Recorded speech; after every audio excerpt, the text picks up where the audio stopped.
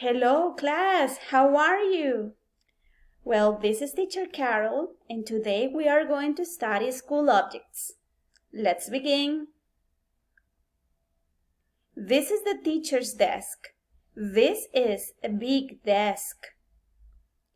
This is my desk. This is a small desk.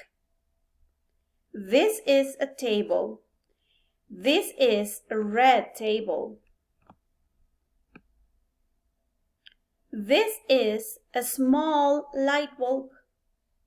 This is a big light bulb. Small, big. This is a door.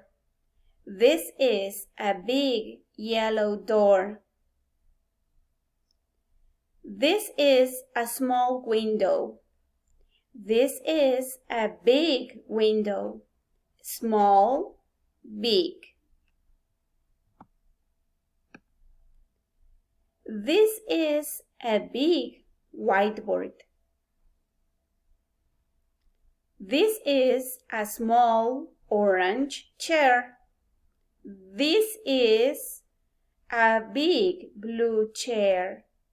Small orange chair, big blue chair. Now it is your turn. Point out at the object that your teacher is describing.